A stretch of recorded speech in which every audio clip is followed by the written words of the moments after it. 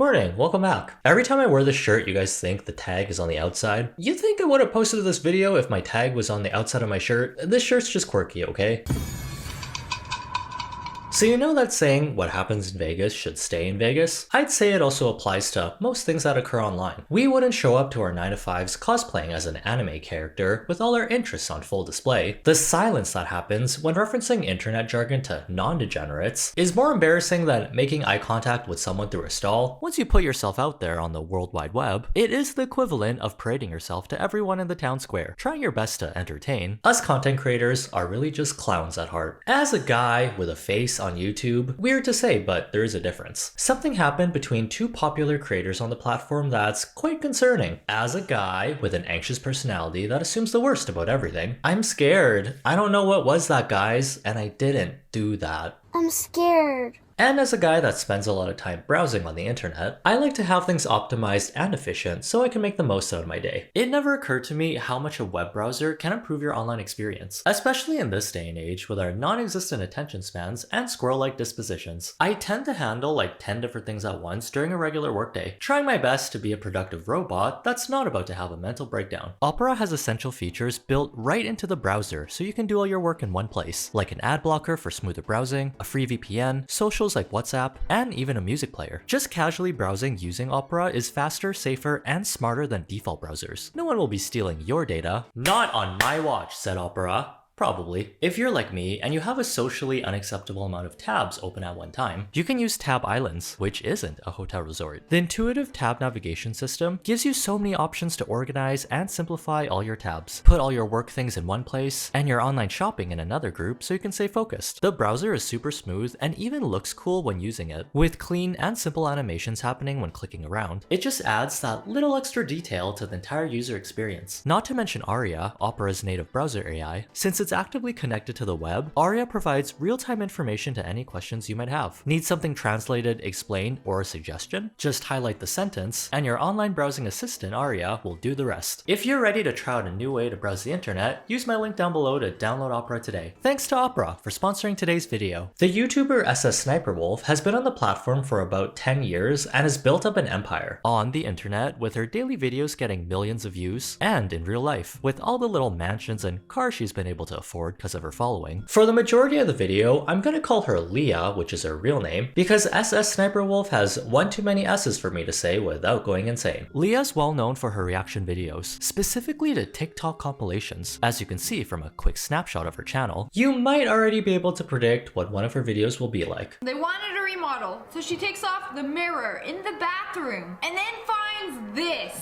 hole in the wall leads to a room. There is a whole entire room back there. Somebody live in there. Good thing you got roommates. Well, isn't this some sort of weird YouTube inception? You know, you might have already seen her videos pop up on your recommended feed. Not only does she churn out content like a well-oiled machine, feeding YouTube's hunger for endless content, if YouTube was a K-pop fan, she is definitely their bias. 나는 SSSniperWolf입니다. Because of the family-friendly nature of her content and how often she posts, her videos are basically a perfect fit for YouTube's algorithm. Leah brings in a lot of revenue from advertisers and AdSense. You know how giant corporations are. When they have a bunch of offspring they need to feed, which kid are you gonna love more? The one that's a doctor that makes 7 figures, or the broke one that eats all your food and gets no views? Never been a parent, so not really sure how parenting works. I'm assuming it's like a mix of The Hunger Games and The Sims. Businesses like money, and when you're doing great, there's incentive to promote you. Like how YouTube does with the SSSniperWolf channel on their socials, while also inviting her to be a keynote speaker at VidCon. A lot of people found that to be blatant favoritism based on the fact that she freeboots a lot of her content. She has been criticized by other creators for not actually making transformative content as a reaction channel. This is a pretty important term nowadays, especially with copyright laws. If you go back down the YouTube lore, the H3H3 channel was a prime example of this. Content creators are becoming more aware of the possibility they can get sued or have their videos taken down. If you upload someone's content without adding anything different like commentary, you're basically stealing and monetizing other people's work. We all have eyes, I'm assuming. SSniperWolf is conventionally attractive and fits today's beauty standard, there's no denying that. Don't want to make it sound like I'm discrediting everything that she's done so far, but her looks do influence the large audience she was able to build on the platform, whether if it was intentional or not. Before her comments were flooded with pitchforks and protest signs, there were a lot of comments about her looks, which, yeah, makes sense. She was very aware of the content her fans wanted to see. I've talked about this topic pretty often. The more attractive you are, the stronger the halo effect. It makes people have a better impression of you, even if you're not the most competent or nice even. Pretty privilege could be the reason why she was able to bounce back on YouTube after getting into so many controversies. You'll have an easier time getting off the hook when the internet mob comes at you if you show them you have a symmetrical face. But even after all her other controversies, like being called out for not crediting creators, faking gameplay footage, asking very young looking boys on Omegle to twerk in exchange for and then posting their faces online for her large audience to see. Not a lot of change has been done on her part or her content, until Jax Films, a literal YouTube veteran who's been serving up content since 2006, decided enough was enough and called Leah out on his channel. These two popular creators with audience counts in the millions were going at it, both very passive-aggressively addressing each other in their own way. Let's talk about how egregious this freebooting is. In each of her hundreds and hundreds of videos, she plays other people's TikToks and provides extremely base-level commentary. You know, it kind of reminds me of a certain YouTuber slithering his way to steal my content. Is it because, as she suggested, that I'm sexist and only go after female reactors? Well, no, and no. Gender didn't have anything to do with it until she brought it up. It's not sexist to criticize someone of the opposite gender for valid points, especially when he didn't attack her appearance like she did with him. She made fun of my hairline. Now that's something only my wife, friends, family, and viewers get to do. Not you, SSSniperWolf. Wouldn't it be less sexist for him to talk about her? Since he hasn't talked about any woman freebooters yet, that's like some sort of weird YouTuber math, right? Jax Films ended up creating a parody account called Jax Films, where he rates and reacts to Leah's reactions to other people's content within a reaction. Maybe in the future, reaction content might just be one long human centipede of reactions, yelling, and Subway Surfer clips. The channel he made is very tongue-in-cheek. It's copying the SSSniperWolf channel antics, but in a more appropriate and transformative type of way, where you're not just uploading someone's content without any changes. Some people were saying this is kind of obsessive, making countless videos on a single creator criticizing them. I thought it was actually pretty clever and kind of funny. YouTube does have a history of demonetizing channels that did do this. At least he's actually helping out a small creator by crediting her. Technically, he is only criticizing her so she changes for the better. He only commented on her actions and what she's doing wrong, which would actually help everyone that makes a living online. All she had to do was credit creators, ask for permission, and not steal content. I really don't think her views would have been affected that much. And besides, isn't she a literal millionaire? She could hire a team of people to do all of this in the next 5 minutes and never have to worry about it again. Even after getting called out multiple times, Leah had no intention of changing from the looks of her content being the exact same, or in Jack's observation, maybe even getting worse. Where did SSSniperWolf go? Why isn't she taking up 2/3 of the frame like she always does? You know, so we could see her insightful commentary and her epic reaction. Ma'am, I think you forgot something. You didn't even have your typical SSSniperWolf commentary where you're like, this guy's thinking about jumping off the building. This is so lazy. Then things started getting weird and the internet drama became a little too real. In the evening, Leah posted a cute little fun poll on her Instagram asking her followers if she should go visit Jax Films. Okay, weirdo behavior, but okay, nothing to be alarmed about yet. Then all of a sudden, a picture of Jack's house appears on her story, telling Jack she wants to talk like adults. I have been an adult for a while, and I don't think this is the right way to do it. I know my bedtime can range anywhere from 12 to 6 a.m., but do you know what time it is? This happened right in the middle of him doing a live stream, and you can see the fear, confusion, and 20 other emotions run through his mind. So it's like real. Real. Wow. Yeah. She's in your house right now, Jack. Shut up. You She's want to get a literally knock outside on your your house. door? 13 Like 5 minutes ago posted. Wait, what? She's literally right outside your Oh house. my god. This is happening right now. Fuck. Call the police. Sue Actually. her. Wait, what? Call the police. No, there's a That's video. She's outside that your house story. right now. Holy shit. Literally on her posted Instagram. a video on her story 5 minutes ago. of I'm her reporting Oh my you. god, she Yeah. is. She's outside her Disgusting. house. Record That- this right now. She's doxing you. Yeah, that's the. Oh. Yeah, no, this is Oh my god, that's horrible. No, that is a huge No, it's violation not. of privacy. And Oh so my much else. There's God. so much wrong with that. He just got doxxed in real time, which is one of the biggest internet faux pas you can do to someone, especially if they're another creator, not to mention it might be illegal depending on the state you live in. After this, Jack decided to tweet YouTube, "SniperWolf just doxed me on her Instagram. Creepy, gross, violating. What you do is disgusting. You steal content and stalk YouTubers. YouTube, demonetize this dangerous creator or just get her off your platform." She posted an Instagram story right outside her home and deleted it. And so far, nothing has really happened on YouTube's end. Leah defended her actions by saying she doesn't even know how to dox. Jack's the one who's been harassing me for months, then plays victim when I just wanted to talk to him. This guy's entire channel is just me. Every single video for the past few months has been about me. And it's just like on me. And then his streams. This dude is just like low-key harassing me. Like, should I get a restraining order? What makes it even more strange is that she's a creator herself that's had experience with stalkers and obsessed fans. The fight or flight response you get when you find out a stranger knows where you live is a terrible feeling. You would be anxious for weeks on end, in your own house where you're supposed to sleep and poop in peace. She claimed his house address is easily accessible on Google, and that anyone can find it since it's public knowledge. I googled it myself to see if it's just waiting in the search results for a meet and greet, and didn't see anything. If the address doesn't show up as the first or second search result, then it wasn't meant for the public to see. You know, for how easy and supposedly lazy her content is, becoming an internet detective, finding someone's real address that wasn't even posted, driving all the way to their house and doxing them, takes at least a medium to high amount of work. This is like way more effort than just giving creators credit. What the heck? Because of this, normal people with regular 9-to-5 jobs were also effective. Jack's wife wanted to go outside and confront Leah when she showed up at their house. Hold on. I'm gonna go And- outside. Aaron, No, Aaron, don't. don't, Do not.